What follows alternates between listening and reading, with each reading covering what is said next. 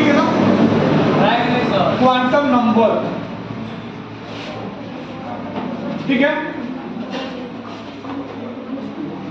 Quantum number.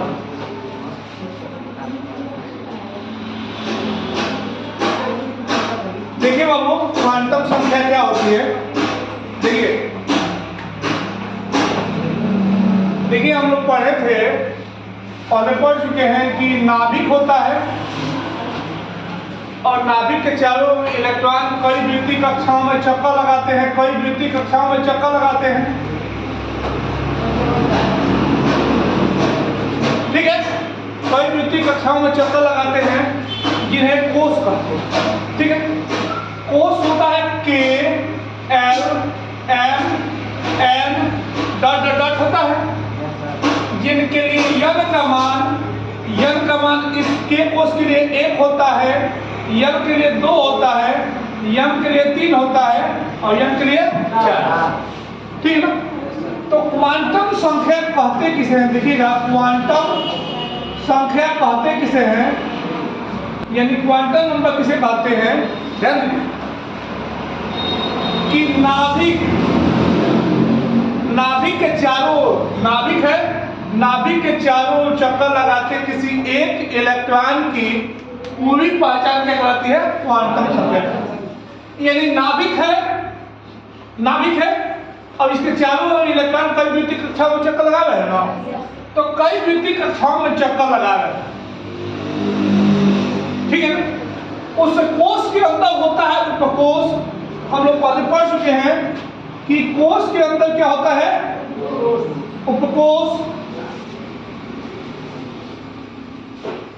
उपकोष के अंदर होता है ऑर्बिटल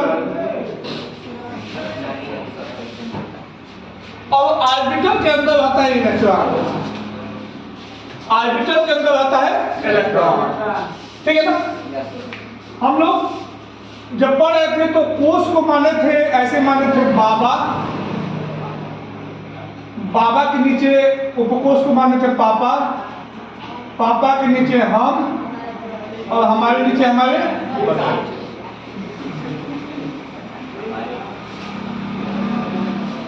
ठीक है ना, ऐसे माने थे। तो समझिएगा, अब आपको पता है कि कौन कौन से कोष होते हैं, कोष कौन कौन से होते हैं, तो K L M N dot dot होते हैं। इनके लिए यन का मान, के कोष के लिए यन का मान 1, इसके लिए 2, इसके लिए 3, इसके लिए, और हम लोग बोर-बरी के एटॉमिक मॉडल में पढ़ चुके हैं कि प्रत्येक कोष में इलेक्ट्रॉनों का अधिकतम संख्या क्या होती है, 2n² होती है ना। तो के कोष में इलेक्ट्रॉनों का अधिकतम संख्या क्या होगी, 1 × 2 1 2 × 1 का स्क्वायर इक्वल टू 2। यल कोष में इलेक्ट्रॉनों का अधिकतम संख्या 2 × 2, यल की वैल्यू यहाँ पर क्या है, 8 इलेक्ट्रॉन होते हैं। 2 × 3 का स्क्वायर इक्वल टू 18, 2 × 4 का स्क्वायर इक्वल टू, ठीक है ना। कोष के अंदर होता है उपकोष,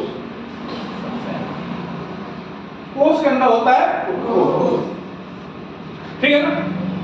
तो कोष के अंदर अब देखिएगा, ये कोष है, कोष को हम माने क्या, बाबा माने ना, बाबा के नीचे ये पापा हम हमारे बच्चे आए। तो ये जो कोष है, यानी बाबा का जितना नंबर होता है उतना ही उनके बेटे होते हैं, यानी कोष का जितना नंबर होता है उतना ही उसमें उपकोष होते हैं। जैसे के कोष के लिए यन का मान क्या है, 1, यम के लिए 2, यम के लिए 3, यम के लिए 4। तो इसमें केवल एक उपकोष होता है 1s, इसमें 2 है तो 2s 2p, इसमें 3 है तो 3s 3p 3d, इसमें 4 उपकोष होता है 4s 4p 4d 4s, ठीक है बाबू। अब मान लीजिए ऐसे कि ये बाबा की मान लीजिए संपत्ति है, कि बाबा के पास कुल संपत्ति कितनी है, 2। यल बाबा के पास कुल कितनी संपत्ति, 8। यम हमारे पास कुल संपत्ति कितनी है? यम हमारे पास कुल कितनी संपत्ति? जो के बाबा हैं उनका एक ही लड़का है, यानी इनके पास 2 ही इलेक्ट्रॉन होगा, 2। यहां से पता चल गया कि यह सुपरपोज में 2 इलेक्ट्रॉन है। अब यंग में कितना होता है? 8। ये 2 लेकर अलग तो कितना बचा? 6। तो यहां से पता चल गया कि पी उपकोष में कितने इलेक्ट्रॉन होते हैं? 6। यम में कितने इलेक्ट्रॉन है? 18। तो 2 और 6 8 और 10 18, यानी डी उपकोष में कितने इलेक्ट्रॉन होते हैं? 10। पी है डी में 10 इलेक्ट्रॉन होते हैं, ठीक है ना? और यफ में कुल कितने इलेक्ट्रॉन? ये देखिएगा, यन में 32 है, तो 2 8 2 अच्छे 8 10 18, तो यफ उपकोष में कितने इलेक्ट्रॉन होते हैं? यही से आपको पता चल गया कि यफ उपकोष में इलेक्ट्रॉनों की अधिकतम संख्या क्या होती है? 2। पी में कितनी होती है? 6। डी में कितनी होती है? 10। और यफ में कितनी होती है? इसको नोट कीजिए। देखिए बाबू, क्वांटम नंबर, क्वांटम संख्या कहते किसे हैं? समझिएगा कि नाभिक होता है और नाभिक के चारों ओर चक्कर लगाते किसी एक इलेक्ट्रॉन की पूरी पहचान हम लोग क्या कहते हैं? यानी कि अगर पूछा जाए कि यहाँ पर कोई एक इलेक्ट्रॉन है जो कि नाभिक के चारों ओर चक्कर लगा रहा है, तो वह किस कोष में है, कोष के अंदर किस उपकोष में है, उपकोष के अंदर किस ऑर्बिटल में है, और ऑर्बिटल में इलेक्ट्रॉन सीधा एक उल्टा है, जो उसका पूरा पता बता दे, वही क्या कहलाता है? Quantum number. यानी क्वांटम संख्या को बोला जाता है क्वांटम संख्या बोला जाता है कि नाभिक के चारों ओर चक्कर लगाते किसी एक इलेक्ट्रॉन की पूरी पहचान क्या कहलाती है? Quantum number. यानी identification of one electron is called quantum number. ये क्वांटम संख्या 4 टाइप के होते हैं। क्वांटम संख्या 4 टाइप। पहला होता है मुख्य क्वांटम संख्या। मुख्य क्वांटम संख्या इंग्लिश में बोलते हैं इसको principal quantum number. Principal quantum number. दूसरा होता है, ध्यान दीजिए, दूसरा होता है द्विगंशी क्वांटम संख्या। द्विगंशी क्वांटम संख्या, एजीमुथल क्वांटम नंबर। तीसरा होता है चुंबकीय क्वांटम संख्या। चुंबकीय क्वांटम संख्या, मैग्नेटिक क्वांटम नंबर। चौथा होता है चक्रण क्वांटम संख्या, spin quantum number. Spin quantum number, spin quantum number, ठीक है? कोई दिक्कत? मुख्य क्वांटम संख्या को स्मॉल n से डिनोट करते हैं। मुख्य क्वांटम संख्या को स्मॉल n से प्रदर्शित करते हैं। द्विगंशी क्वांटम संख्या को स्मॉल l से प्रदर्शित करते हैं। इसको चुंबकीय क्वांटम संख्या को स्मॉल m से, चक्रण क्वांटम संख्या को स्मॉल s से प्रदर्शित करते हैं, ठीक है? मुख्य क्वांटम संख्या कोष को बताता है। यह जो है द्विगंशी क्वांटम संख्या उपकोष को बताता है। यह यानी चुंबकीय क्वांटम संख्या ऑर्बिटल को बताता है, और ये जो है इलेक्ट्रॉन को बताता है, ठीक है? अभी हम लोगों ने पढ़ा कि मुख्य क्वांटम संख्या कोष के अंदर क्या होता है? कोष के अंदर ऑर्बिटल के अंदर, ठीक है, इलेक्ट्रॉन। अगर इसको हम बाबा मान लें, अभी माने थे बाबा के नीचे इसको पापा माने थे, और इसको हम माने थे, और ये हमारे बच्चे माने, ठीक है बाबू? अब मुख्य क्वांटम संख्या, अभी हम लोग पढ़े हैं मुख्य क्वांटम संख्या n का जो मान होता है n = 1, 2, 3, 4, 5 डॉट कोष कौन से होते हैं बाबू? k, l, m, n dot होते हैं। k के लिए n का मान 1, 2, के लिए 1 होता है, m के लिए 2 होता है, m के लिए 3 होता है, m के लिए। अभी आपको बताया गया कि कोस के अंदर होता है उपकोस, यानी बाबा के नीचे पापा की वैल्यू किस पर डिपेंड है, यानी उपकोस की वैल्यू किस पर डिपेंड है, यानी द्विगांशी क्वांटम संख्या की द्विगांशी क्वांटम संख्या n का मान किस पर निर्भर है, क्वांटम संख्या मुख्य क्वांटम संख्या n के मान पर निर्भर करता है। और इसका मान n इक्वल टू 0 से लेकर 0 to n-1 तक होता है। कोई दिक्कत? पापा के नीचे हम, यानी हमारी वैल्यू किस पर डिपेंड होता है, ऑर्बिटल की वैल्यू किस पर डिपेंड, m की वैल्यू किस पर डिपेंड, द्विगांशी क्वांटम चुंबकीय क्वांटम संख्या की वैल्यू किस पर डिपेंड है, यानी m का जो मान होता है, m का जो मान होता है वो l के मान पर निर्भर करता है। और m इक्वल टू होता है -l से लेकर +l, और उसके बाद हम दो हमारे, यानी एक ऑर्बिटल में 2 ही इलेक्ट्रॉन होते हैं, ठीक है ना। हम लोग आधुनिक युग वाले हैं, ठीक है ना। अब s इक्वल टू क्या होगा, 1 प्लस हाफ 1 माइनस हाफ, यानी एक ऑर्बिटल में 2 इलेक्ट्रॉन होते हैं, एक सीधा होता है, एक उल्टा, ठीक है ना। तो इसको नोट कीजिए। चलिए तो बाबू अब इसी पर क्वेश्चन करते हैं, क्वांटम नंबर पर क्वेश्चन करते हैं, ठीक है। कोस पर क्वेश्चन करते हैं। तो क्वेश्चन लिखिए, n इक्वल टू 3 के लिए n इक्वल टू 3 के लिए n इक्वल टू 3 के लिए चारों क्वांटम संख्याओं के मान निकालिए। n इक्वल टू 3 के लिए चारों क्वांटम संख्याओं के मान निकालिए, ठीक है। तो करते हैं। अभी जैसा किया गया, ध्यान दीजिए, अगर इसको मान ले बाबा, अभी हम कोस को बाबा माने थे ना, वैसे ही करते हैं, ठीक है ना। अब बाबा के नीचे पापा उनके भाई लोग आएंगे, ठीक है। तो हम बताए हैं, अभी बताए हैं, क्वांटम नंबर पढ़ाते समय बताए हैं कि बाबा का जितना नंबर होता है उतना ही उनके बेटे होते हैं। यानी ये हो गया सेल, कोस हो गया, कोस के अंदर होता है उपकोष, और उपकोष यल का जो मान होता है वो होता है 0 से लेकर n-1 तक, 0 to n-1। अगर n का मान 3 तो n-1 का मान 2, यानी n का मान 0 से लेकर 2 तक होगा। तो एक होगा बाबू 0, एक होगा 1 और एक होगा 2, ठीक है। ध्यान दीजिए, अगर ये बाबा है, ये बाबा के लड़के हुए, मान लीजिए 3 लड़के बाबा के हुए, ये कोस के अंदर कोस जो है पापा, चाचा, बड़का पापा, ऐसे, ठीक है ना, हो गया। ये कोस हो गया, यानी ये सेल हो गया, ये क्या हो गया, सबसेल। सबसेल का अंदर होता है ऑर्बिटल होता है, और ऑर्बिटल m की जो वैल्यू होती है वो होती है -l, 0, होता है। कोई दिक्कत?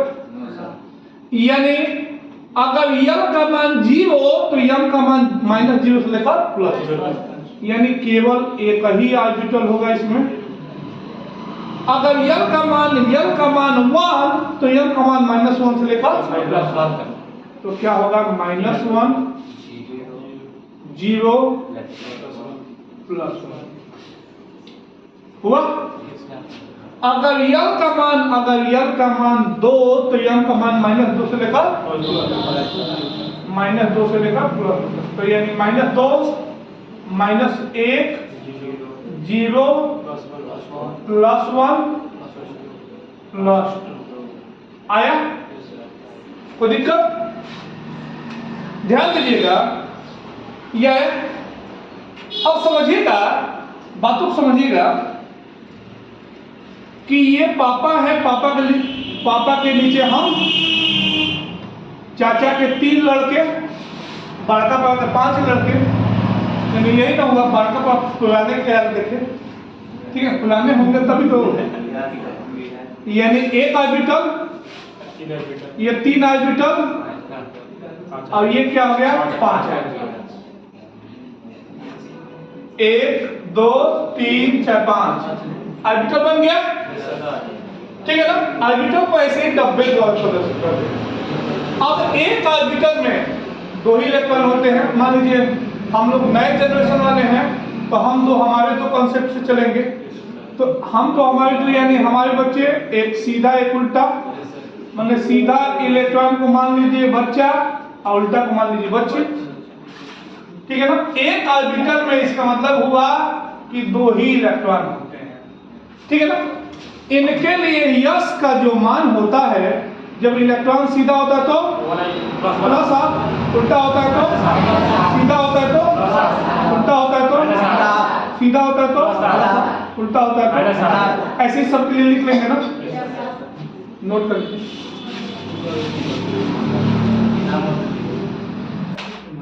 अब इसी पर हम लोग एक और क्वेश्चन करते हैं। क्वेश्चन लिखेगा n=4 के लिए, n=4 के लिए चारों क्वांटम संख्याओं के मान निकालिए। n=4 के लिए चारों क्वांटम संख्याओं के मान निकालिए। तो देखिएगा अभी n क्या है सेल, n क्या है सेल यानी कोष है, ठीक है ना। अब समझिएगा कोष, अब n का जो मान होता है वो n=0 to n-1 होता है, n-1 होता है।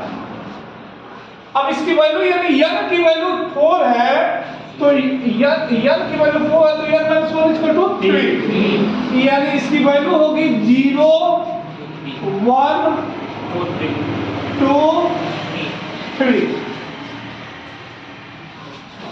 यानी ये सेल हुआ, ये उसके अंदर क्या हो गया सबसेल, ठीक है ना। अब सबसेल के नीचे क्या होता है ऑर्बिटल, ऑर्बिटल m की जो वैल्यू होती है वो -l,0, होती है। तो इसके लिए क्या होगा, ये क्या होगी, अगर l का मान 0 तो m का मान -0 से लेकर +0 तक, यानी अगर l का मान 1 तो m का मान -1 से लेकर +1 होगा। तो यानी ये क्या होगा -1 0 +1 होगा। अगर l का मान 2 तो m का मान -2 से लेकर +2, तो -2 -1 0 +1 +2 हो गया। और यहां पर n का मान 3 है तो m का मान क्या होगा -3 -2 -1, सॉरी यहां तो बढ़ा दी है, ठीक है ना। इसकी वैल्यू नहीं ठीक है ना, तो इसकी वैल्यू -3 -2 -1 0 +1 +2 +3 होगा। कोई दिक्कत?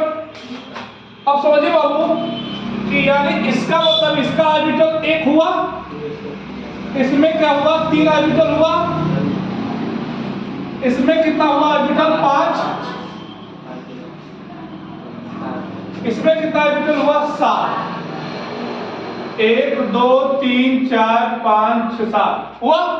और हम लोग पहले से जानते हैं कि एक ऑर्बिटल होता है उसमें मैक्सिमम इलेक्ट्रॉन कितने होते हैं 2, तो एक सीधा एक उल्टा, एक सीधा एक उल्टा होता है ना। तो यानी सभी ऑर्बिटलों में 2-2 इलेक्ट्रॉन होते हैं, सभी ऑर्बिटलों में 2-2 इलेक्ट्रॉन होगा।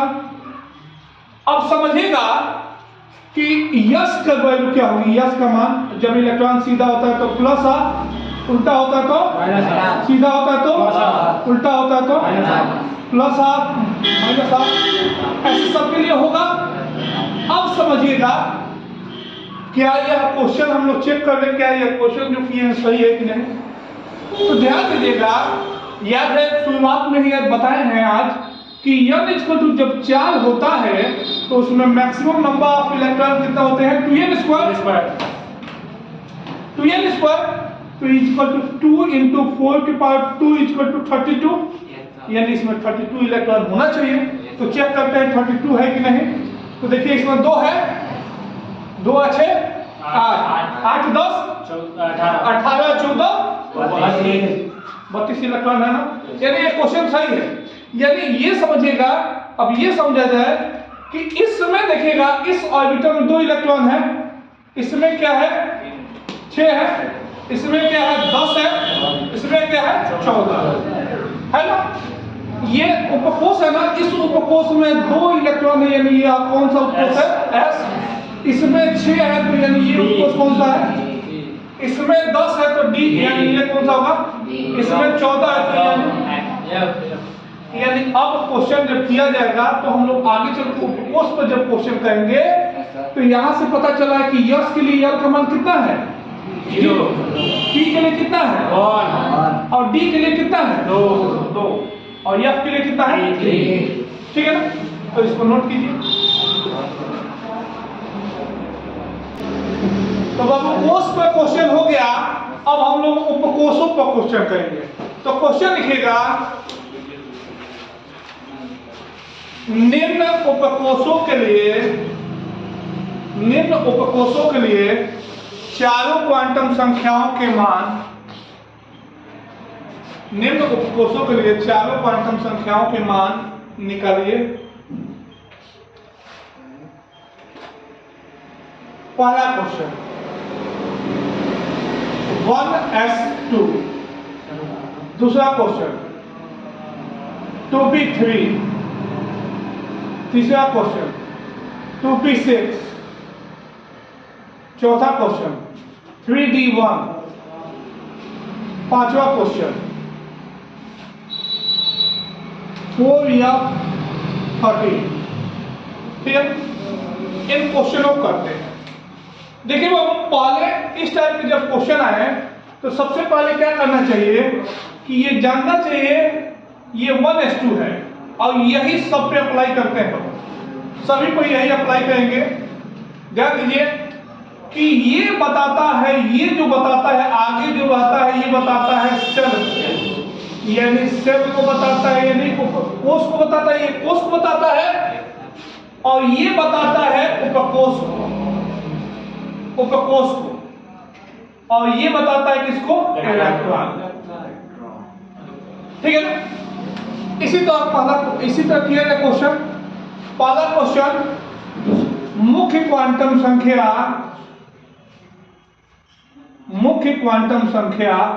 ध्यान दीजिएगा आपको, मुख्य क्वांटम संख्या n इक्वल टू क्या है 1 है बाबू, एक है। द्विगंशी क्वांटम संख्या बाबू उपकोष को बताता है ना, द्विगंशी क्वांटम संख्या n इक्वल टू, अभी तो हम लोग पढ़े हैं यस के लिए यल का मान 0, P के लिए 1, D के लिए 2, F के लिए 3, तो यल इसके लिए क्या हो जाएगा 0। चुंबकीय क्वांटम संख्या m इक्वल टू माइनस यल से लेकर प्लस यल तक होता है ना, तो जब इसका मान 0 है तो ये क्या होगा 0। एक ऑर्बिटल बनेगा, एक ही ऑर्बिटल, 0 भी एक ऑर्बिटल है, उस ऑर्बिटल में इलेक्ट्रॉन कितने हैं 2, तो एक सीधा एक उल्टा। तो चक्रण क्वांटम संख्या s equal two plus r। ठीक है ना, पहला क्वेश्चन कम क्लियर हुआ होगा। दूसरा क्वेश्चन बताते हैं, अपने आप क्लियर होने लगेगा। देखिएगा ये 2p3, अब ये सब नहीं लिखेंगे, डायरेक्ट लिखेंगे 2p3। बताइएगा मुख्य क्वांटम संख्या n इक्वल टू क्या है 2 है। चुंबकीय क्वांटम संख्या यल का मान क्या है P के लिए, s के लिए 0, P के लिए 1, D के लिए 2, F के लिए 3, तो 1 है। कोई दिक्कत बाबू? ये बाबू m इक्वल टू हम लोग को पता है चुंबकीय क्वांटम संख्या m इक्वल टू माइनस यल कमा 0 कमा प्लस यल होता है, तो m इक्वल टू क्या होता है -1 से लेकर +1 होगा ना। तो ध्यान दीजिएगा इसका कितना ऑर्बिटल बना 3, और एक चीज जान जाइए कि पहले इलेक्ट्रॉन सीधा होता है, तो प्लस ये सीधा पहले सीधा, ये आगे चल कर हम लोग हुंड का नियम पढ़ेंगे, वहीं पर क्लियर होगा। हुंड ने कहा था कि पहले इलेक्ट्रॉन सीधा भरते हैं फिर उल्टा। तो यहाँ पर चक्रण क्वांटम संख्या जब इलेक्ट्रॉन सीधा होता है तो प्लस हाफ, सीधा होता है तो सीधा होता है तो, ठीक है ना, हो गया।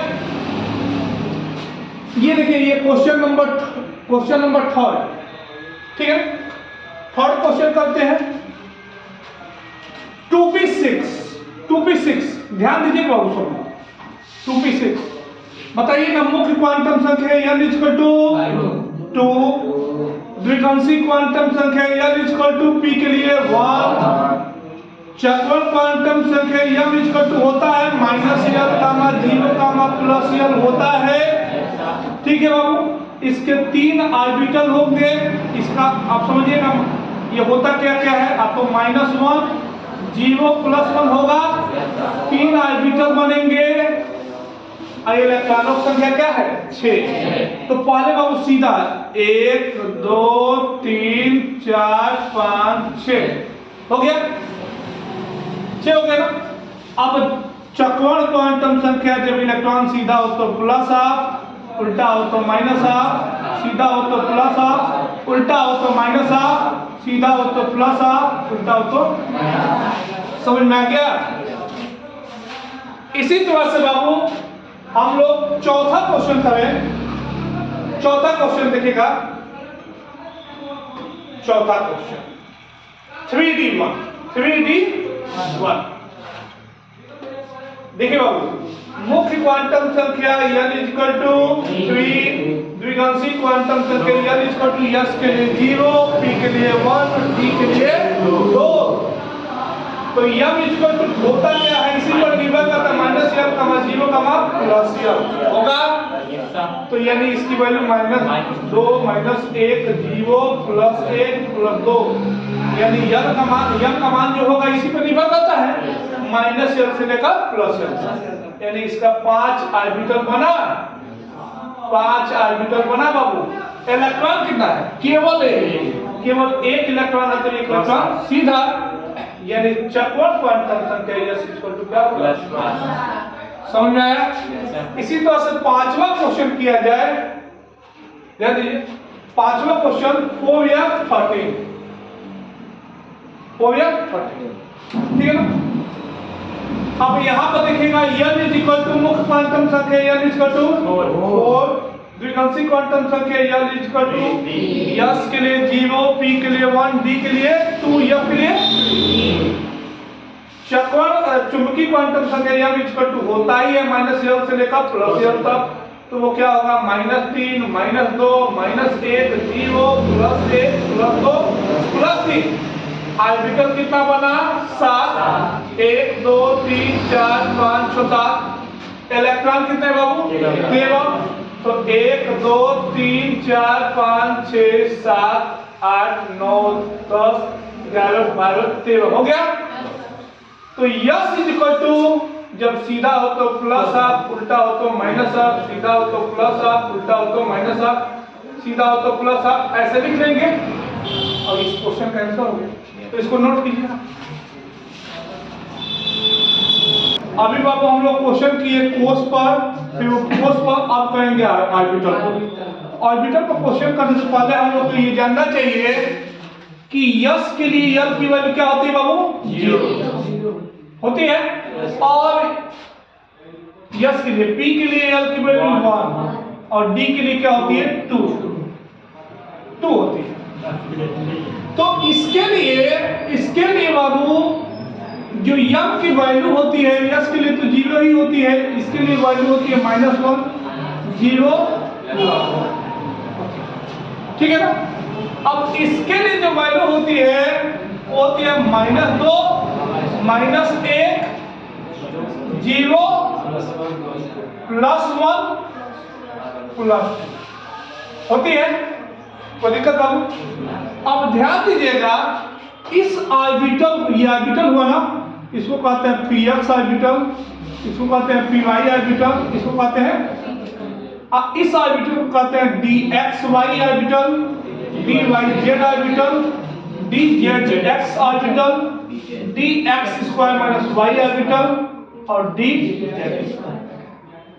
ठीक है, तो अब हम ऑर्बिटलों पर क्वेश्चन करें तो क्वेश्चन लिखिए, निम्न ऑर्बिटलों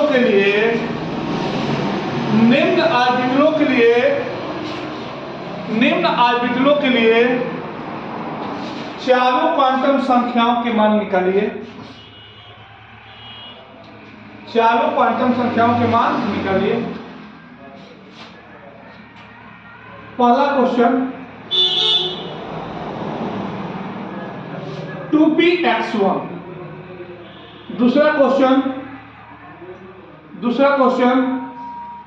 3pz2, तीसरा क्वेश्चन 3dz²1, चौथा क्वेश्चन 4dx² - y²2। ठीक है ना। अब बाकी दो क्वेश्चन, ये 4 क्वेश्चन बता रहे हैं, बाकी दो क्वेश्चन आप लोग कीजिएगा। 3dxy1, छठा क्वेश्चन ये दोनों आप लोग को करना है 3zx2। ठीक है, चलिए देखिएगा इन क्वेश्चनों को किया जाए। पहला क्वेश्चन 2px1,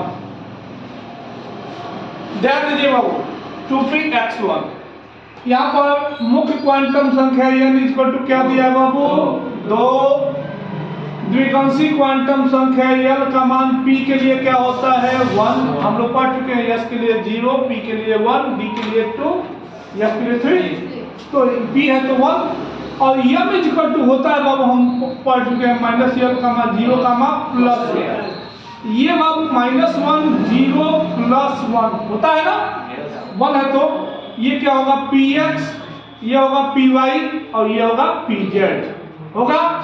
ये px है, px ऑर्बिटल है ना, px है तो यानी px दिया है ना, ऑर्बिटल भी दे दिया है, तो m इस ऑर्बिटल के लिए क्या होगा? -1। और हम लोग पहले पढ़ चुके हैं कि एक ऑर्बिटल में 2 ही इलेक्ट्रॉन होते हैं और इसमें एक है ये है, तो s क्या होगा? +2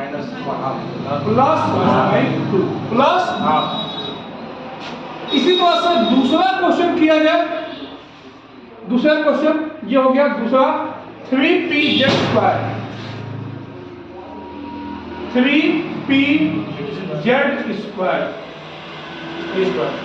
3pz², ठीक है ना। देखिएगा मुख्य क्वांटम संख्या L बोलिए 3, द्विगांशी क्वांटम संख्या L 1, चुंबकीय क्वांटम संख्या m -1, 0, +1 होगा। ये किसके लिए होता है? px, ये किसके लिए होता है? py, ये किसके लिए होता है? pz होता है। ध्यान दीजिए सब लोग, तो ये जो है 1 है ना, तो यानी m का मान क्या होगा? +1। क्या होगा? तो ध्यान दीजिएगा, यानी इसमें 2 इलेक्ट्रॉन है तो चक्रण क्वांटम संख्या s +r। समझ में आया? ये तीसरा क्वेश्चन करते हैं और ये बहुत इंपॉर्टेंट है। ये सबसे ज्यादा बार कोई किसी एग्जाम में पूछा गया है तो यही क्वेश्चन पूछा गया है। ठीक है ना। 3dz²1, ठीक है। यहां पर मुख्य क्वांटम संख्या L क्या है? 3, द्विगांशी क्वांटम संख्या L D के लिए 2, तो m क्या होता है? -2, -1, 0, +1, +2 होता है। कोई दिक्कत? ये जो ऑर्बिटल है इसके लिए होता है dxy, इसके लिए dyz, ये जो 0 होता है dzx, ये +1 dx² - y² dz², यानी dz² पूछा गया है, यानी यहाँ पर m क्या हो जाएगा? +2। क्या हो जाएगा? इलेक्ट्रॉन केवल एक ही है तो s क्या हो जाएगा? हो गया। ऐसे ही चौथा क्वेश्चन किया जाए, ध्यान दीजिएगा। चौथा क्वेश्चन 4dx² - y², 2 बताइएगा n इक्वल टू मुख्य क्वांटम संख्या n इक्वल टू 4, द्विघांसी क्वांटम संख्या n इक्वल टू t के लिए 2, m इक्वल टू क्या होता है -2 -1 0 +1 +2। अब हम लोग ये पढ़ चुके हैं कि ये किस ऑर्बिटल dxy, ये dyz, ये dzx, ये dx² - y² और ये dz² के लिए होता है। तो ये होता है, ये कोई दिक्कत? तो m इक्वल टू क्या हो गया +1 हुआ ना इस ऑर्बिटल के लिए। ऑर्बिटल ये नीचे ऑर्बिटल, ये ऑर्बिटल होता है ना +1, उसमें इलेक्ट्रॉन कितना है 2 है, तो इलेक्ट्रॉन 2 है तो एक प्लस अब बाकी ये क्वेश्चन आपके लिए है, ठीक है।